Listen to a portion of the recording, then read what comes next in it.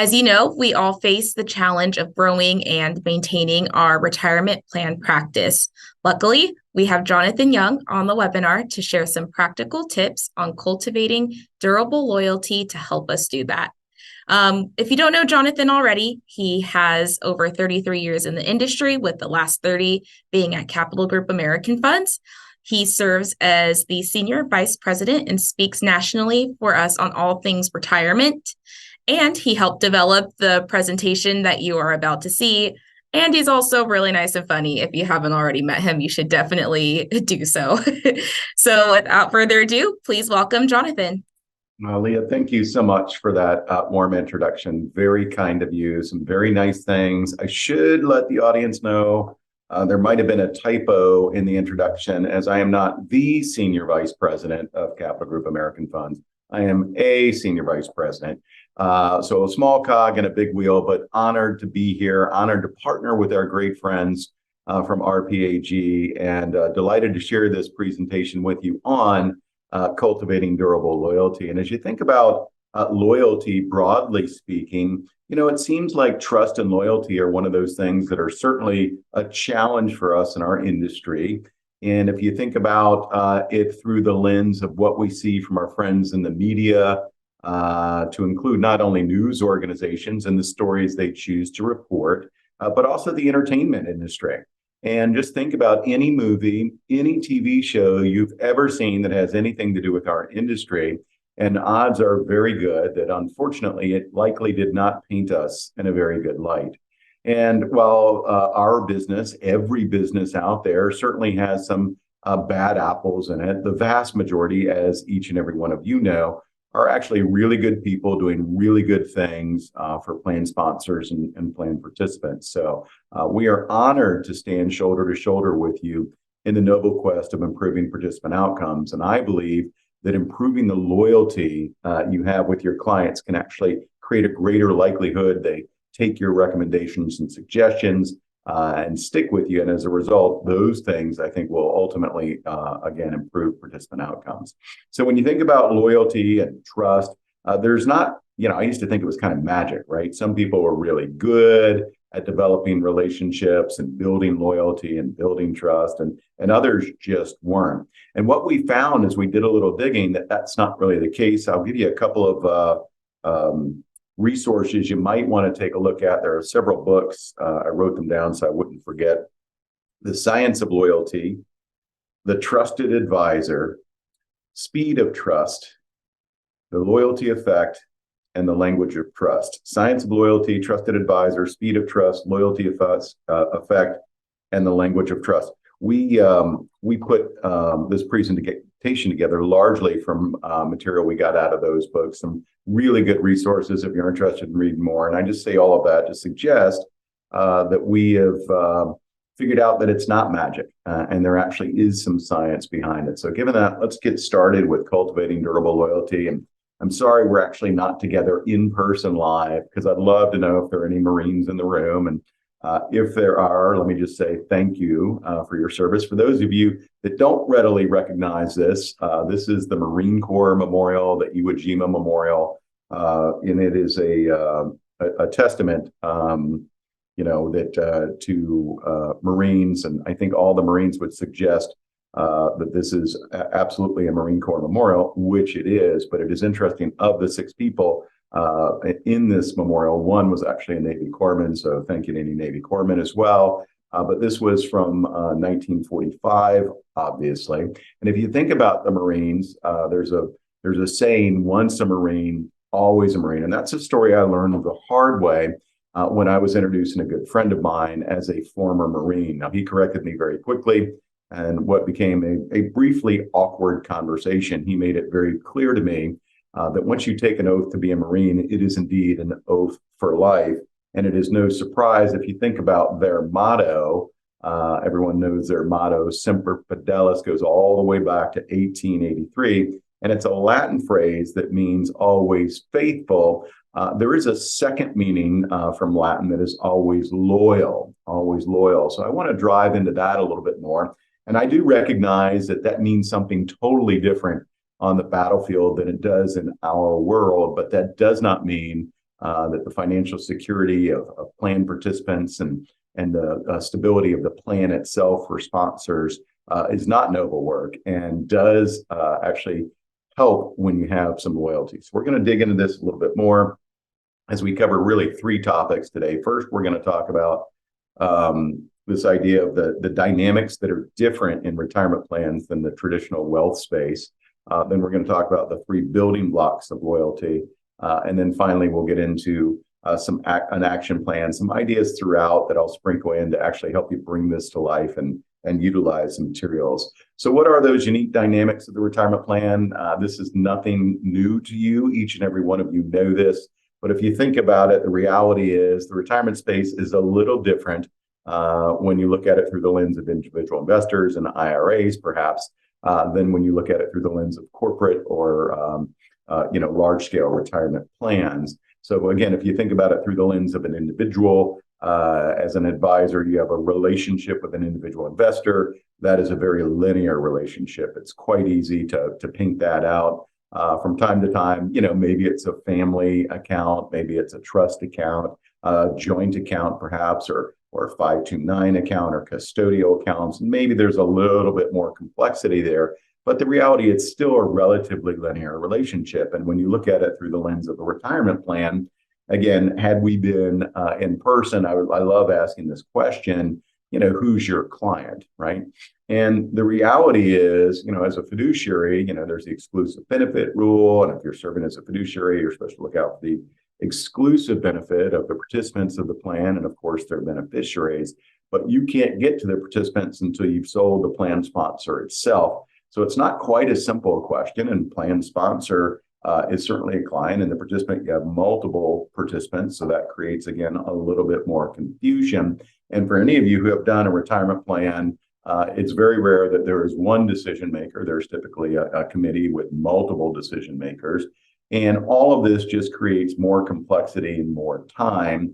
And that's another difference between the retirement plan business, kind of the unique dynamics, and in the individual business, right? It typically involves a lot more work up front, a lot more effort up front. And I have heard on average, it takes about 2 years to close a plan. And if you think about from start to finish, your first conversation to actually getting them to the table, to getting them implemented, there's a lot of time, energy, and effort expended. And some plans take much, much more than that. I was talking to an advisor last week who suggested his last plan closed after 8 years of working on it. 8 years. A lot of things happened at the company. Then COVID happened. So, as you look at the global pandemic, that slowed down a lot of decisions, as we all know.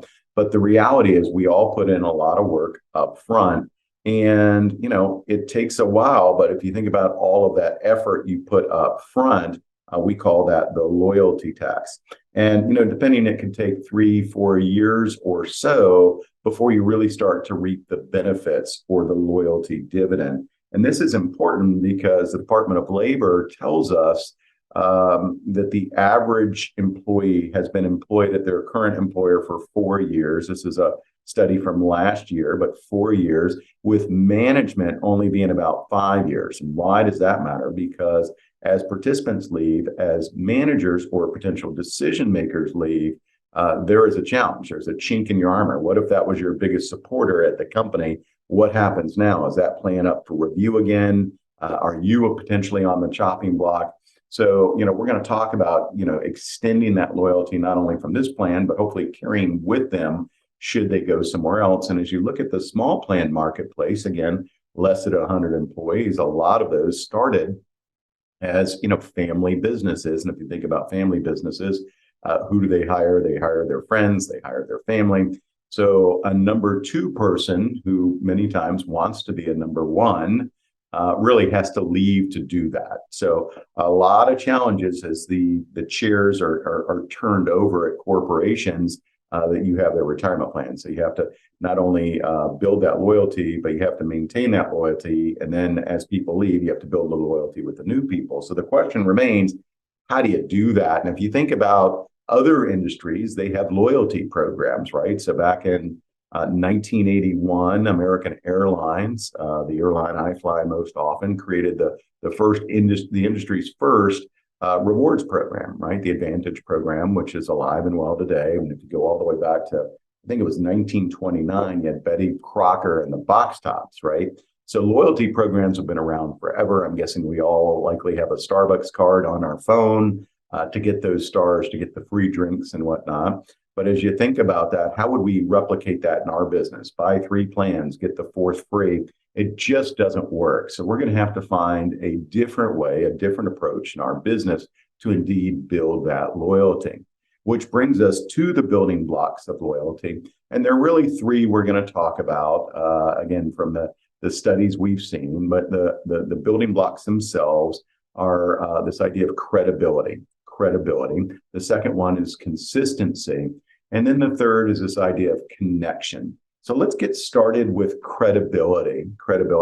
And if you think about flying remains, aerophobia remains one of the greatest fears in this country. Depending on the study, it's typically in the top 10, depending on the headlines or those rare crashes or certainly movies that come out. It can bump up into the top 5 even. Now, if you think about aerophobia, the reality is it affects, I think the number was like 6.5% of Americans, 6.5% of Americans.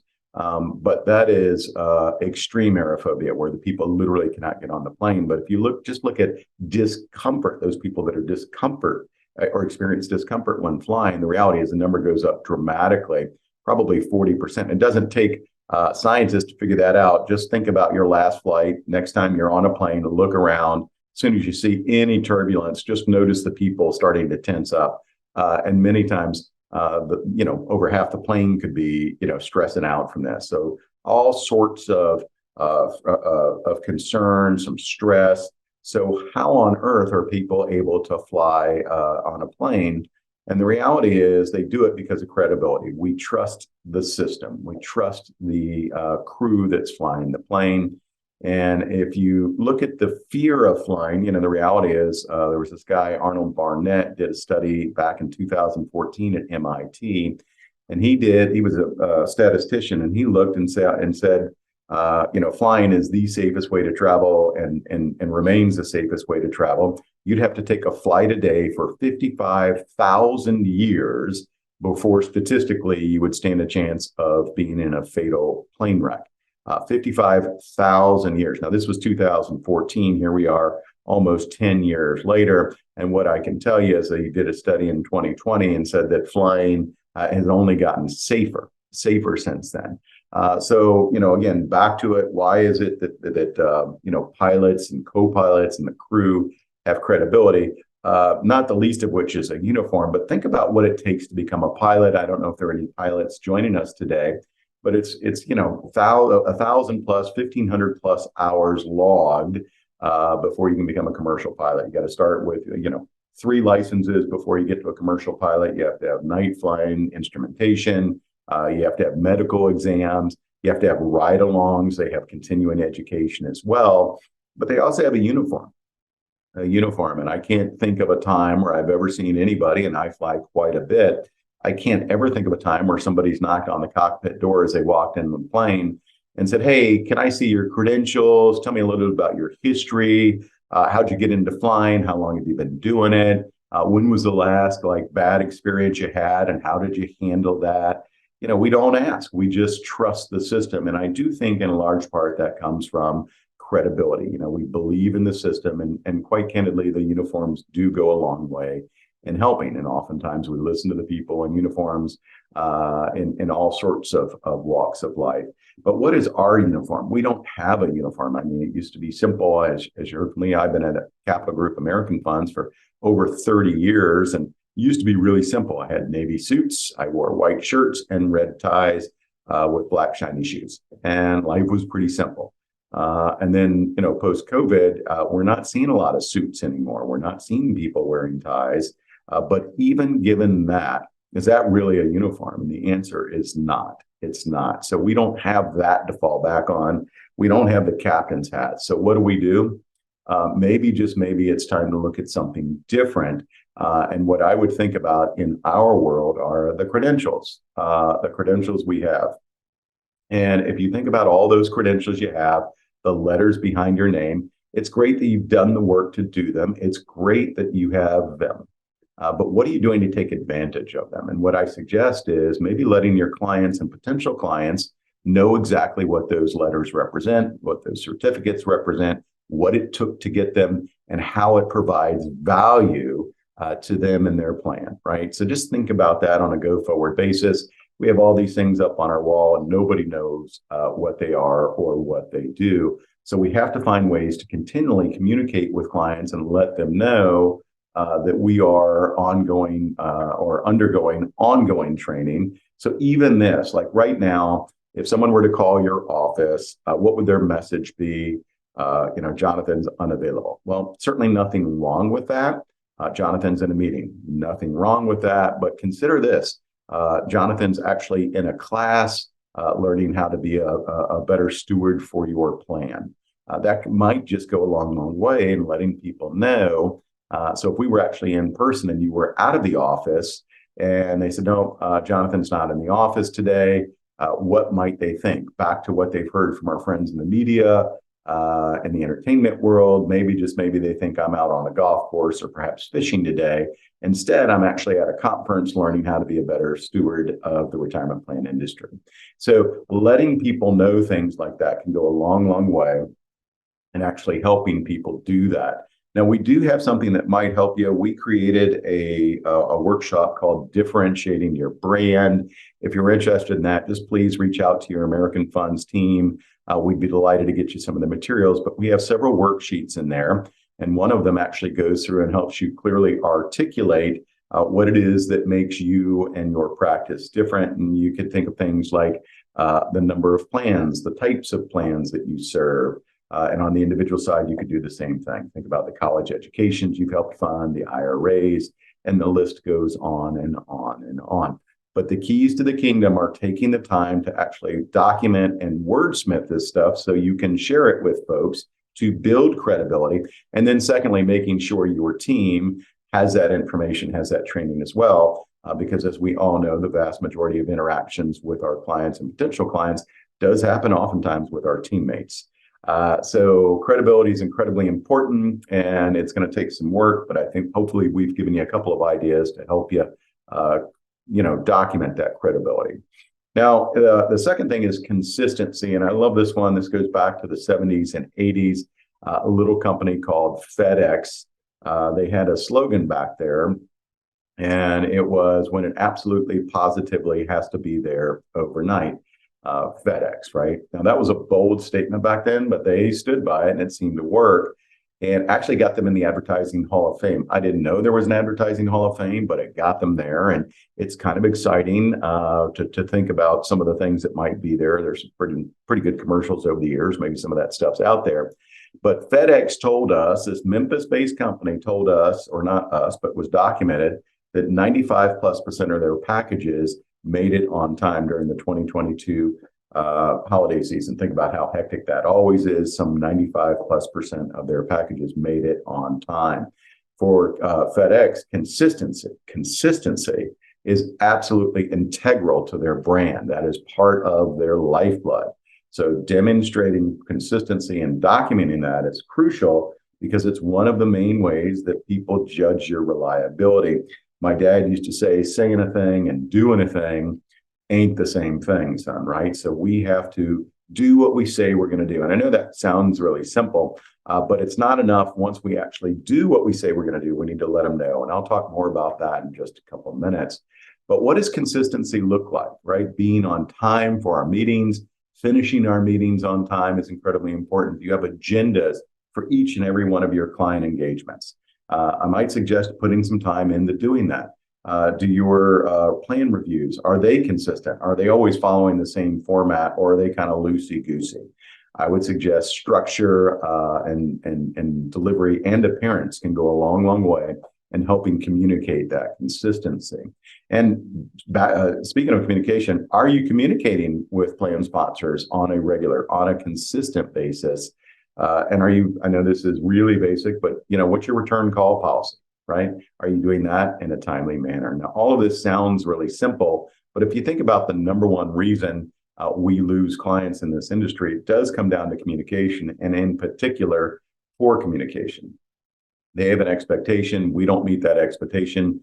That qualifies as poor communication.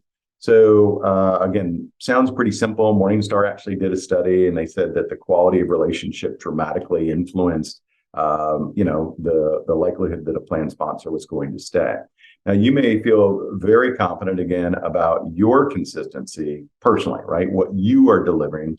But here's a challenge, and this goes back to what I just said. Your clients don't always deal directly with you. Oftentimes, and by the way, face-to-face, phone, virtual, whatever it is, very often your clients are interacting with your team, and is your team providing that same consistent messaging, the same consistent experience as you are, right?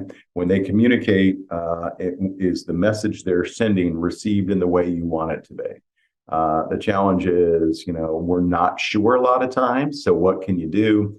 I'm so glad you asked. How can you make sure your team is operating smoothly and consistently? There is actually a trick. It's called standard operating procedures, right? And it could be as simple as a checklist, but creating standards it's not revolutionary, but I don't know that most of us have taken the time to do it, to implement it, to define it, to document it. Are they in writing, right? This is where you can define the ideal client experience, right? Callback policy, follow-through policy, plan reviews, participant communications. All of these things you could actually document your process for consistency throughout your team. So again, the client experience is consistently good, and consistent is incredible. And you might want to share a couple of these standard operating procedures with your clients or potential clients, and just get their thoughts, right? But by communicating your high standards, right? Here's our threshold. Here's the bar we set. You are essentially making a promise to clients. Like, here's our callback policy, and when you call us, we're going to call you back. And when you keep your promises, they build loyalty. Now, the challenge, of course, is we live in a society, and I'm not going to get off on everybody gets a trophy tangent, but I would suggest we live in a society that is very accustomed to mediocrity.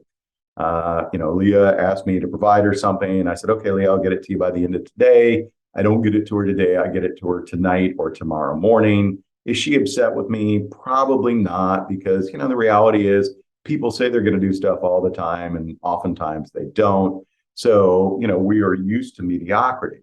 Now, there's this professor that did a study for the Harvard Business Review. I think it was 2019.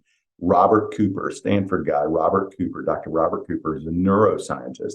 And he said, it's not enough to do what you say you're going to do. Kind of back to my dad, saying a thing and doing a thing aren't the same thing. So just do what you say you're going to do. He said it's not enough, because even when we do that, because the society is so numb to exceptional, what we have become accustomed to is this mediocrity. He says we often don't even notice. We're just numb to it. So in this study in the Harvard Business Review, he said demonstrating leadership and creating loyalty can make a big, big difference in trust of the relationship. And he said one of the things he said was make commitments, honor your commitments, and then document your commitments. He says it's as simple as these two words, as promised. So instead of starting your emails, hey, I'm following up on our call from yesterday, attached you'll find, he suggested just start with these two words, as promised.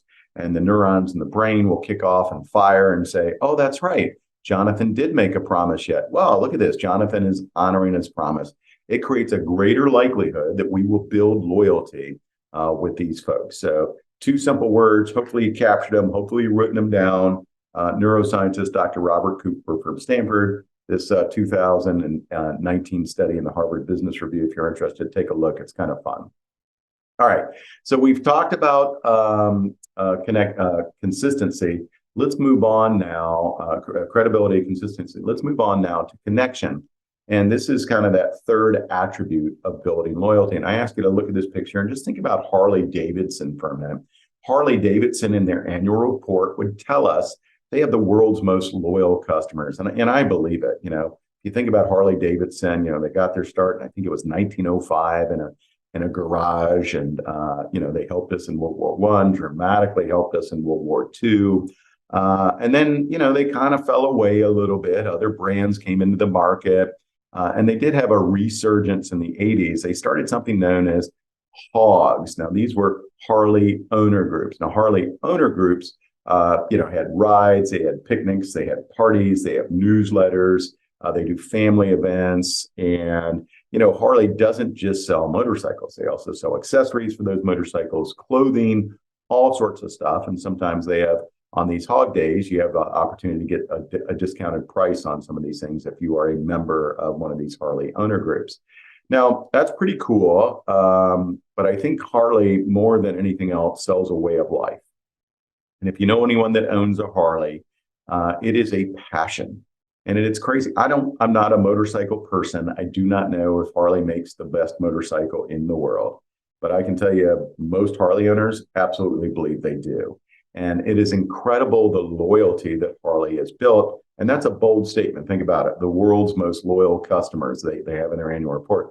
That's just crazy to put something like that in writing. But as I think about it, I think it is a very likely statement, right? And I just think about, again, you've heard I've been drinking this Kool-Aid at American Funds now for over 30 years. And ladies and gentlemen, that should tell you I'm a little bit biased. As biased as I am, I don't know that I've ever seen anyone as passionate about American Funds and the retirement plan industry as I do with Harley. And the way I would document that in a word, tattoos. Tattoos. Think about all the Harley Davidson owners, and all you have to do is Google Harley tattoos. You'll see millions of them. Think about that. That is a commitment. That is a statement. You are putting a permanent reminder of a brand that you are loyal to on your body, right? And that's bold.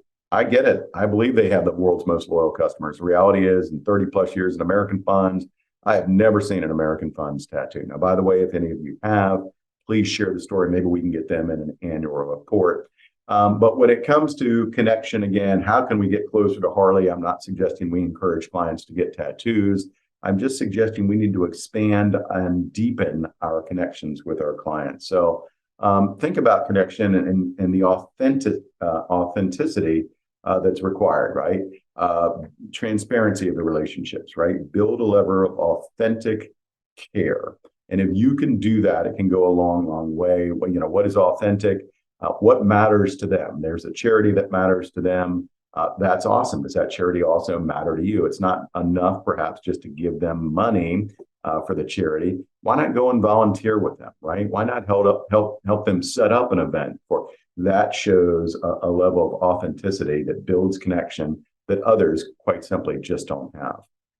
Now, if you think about connection in meetings, how can you do that? Using people's names goes a long, long way, whether it's virtual or otherwise. Be thoughtful about that. We have a picture again here of a suit and tie, kind of outdated, perhaps, but perhaps not. But you need to be thoughtful about the dress code, right? And if you're going and talking to clients and they're in jeans and you're in a suit and tie, that may be a little too, the distance between you may be a little too much. But think about the dress code, right? Be purposeful in your decisions around that. Try and match the hatch, maybe a notch above, but certainly not 2 or 3 notches above, because it creates a distance, not connection. It does not bring you closer. Think about the room layout, right? Is it an inviting experience? Is it an inviting environment that will create a greater likelihood that people will feel connected and close to you?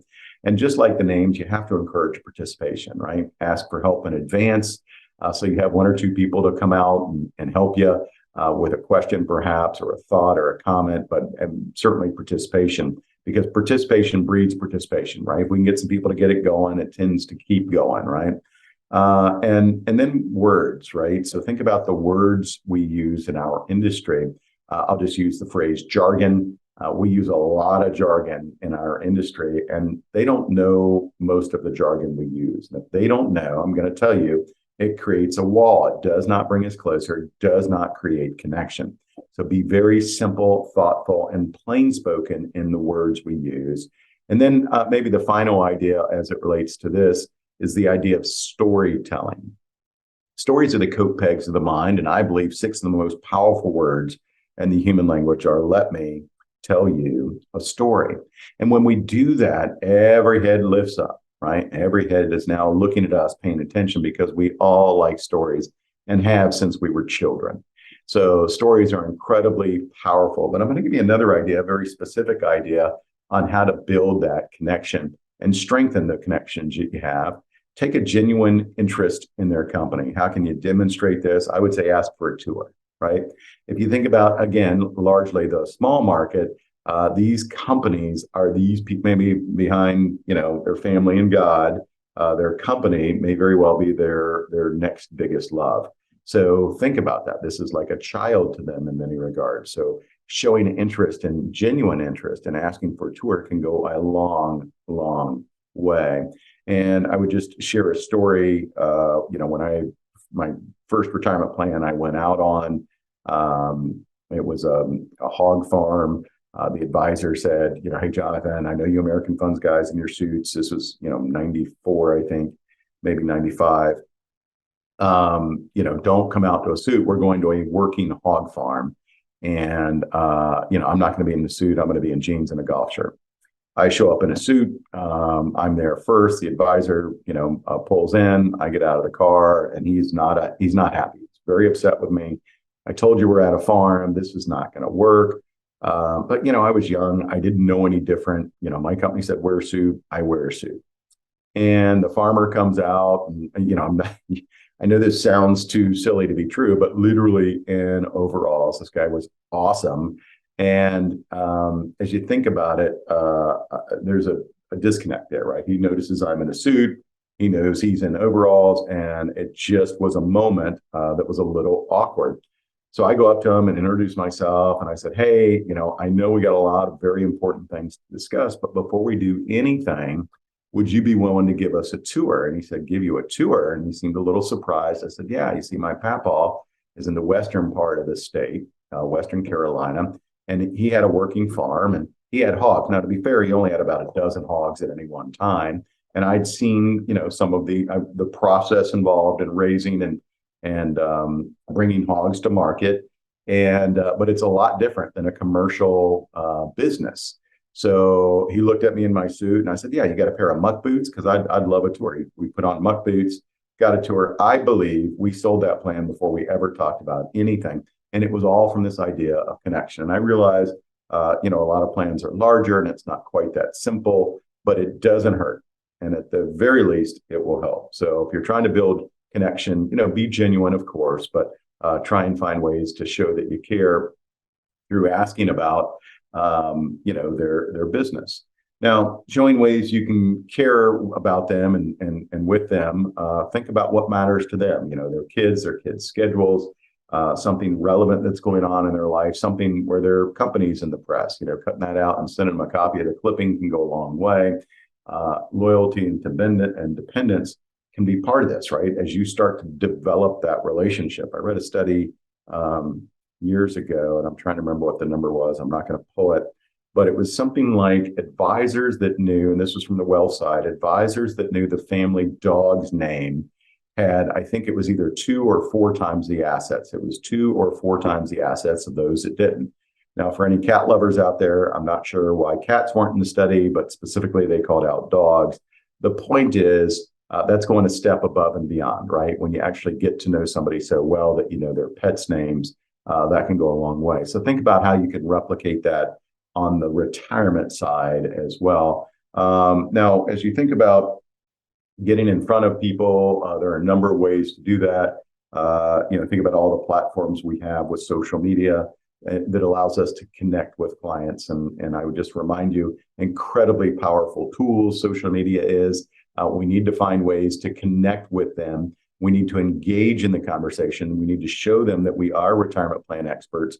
This is what we do. We are interested in the business, and sharing articles and all on things like LinkedIn and your website can go a long, long way. But I would just suggest, as a reminder, as powerful a tool as it is, please, please, please remember to follow all the rules of engagement from your company and ask for their help, because odds are they have all sorts of curated resources that can help you do this. So we've talked about this idea of connection. We've discussed the importance of multiple relationships because, again, as a reminder, at a plan sponsor, number two may leave to go somewhere else to be number one. So it's important you spread out your relationships. Don't just know one or two people, because if that was your main contact and they're gone, now what? Are you starting from scratch again? Let's hope not. That's point number one for retention. Point number two for growth, when that person leaves, think about what you can do. You can give them a call and hopefully, ideally, start to develop a relationship with the new company they're at. So, we're going to kind of bring us home now and then open it up to some questions. But, think about what we talked about. Credibility, consistency, and connection are crucial. But there is one other idea I will throw out to you, and it's this idea of stewardship. And as you look at loyalty made up of credibility, consistency, and connection, I think underlying all of that is this word of stewardship. And I think it is, pretty neat. I love this. This comes from Don Trone and Three Ethos. A financial steward is a person who has the passion and discipline to protect the long-term interests of others. By comparison, an investment fiduciary merely has to demonstrate that they have the best interest of their client comes first. Of the two definitions, which evokes a higher sense of purpose, right? So I think about that and this idea of stewardship, and I started with us being stewards in this industry, and I believe it to be true. Now, I'm going to share another story about loyalty through the lens of stewardship. And this is a great story. I'm sure many of you are familiar with a company called the United Services Automobile Association, or USAA for short. They offer financial services and support for members of the military and their families. And their clients, by the way, are called members. Now, USAA has a requirement to get in. 30% have to be employees or veterans serving, or their spouses or family members.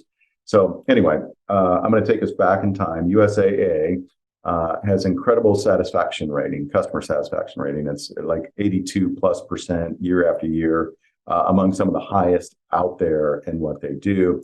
If you think about the Gulf War and what was going on, USAA actually sent refund checks to thousands of their members, and they sent refund checks for the payments that the members had made to maintain their insurance. And they said, "Hey, look, while you were away at war, serving and protecting our nation, you weren't driving your car, and we're going to give you a refund on that." And it was a bold statement. No one else had ever done anything like that, to my knowledge. It was incredibly compassionate, incredible stewardship demonstrated there.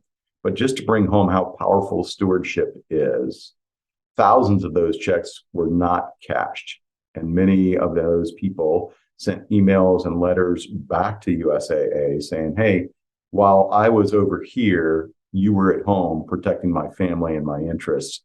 And I appreciate that. So this idea of doing good, I believe, can go a long way in this idea of stewardship, which underpins everything that can help us build loyalty in our retirement plan practice. And the reason we want to do that is these loyalty dividends, right? Your suggestions will more likely be readily embraced. That's a good thing. Plan retention can increase. Again, takes a long time to get these plans. Let's not lose them. And positive referrals and testimonials when people leave and go other places can certainly help you grow your practice.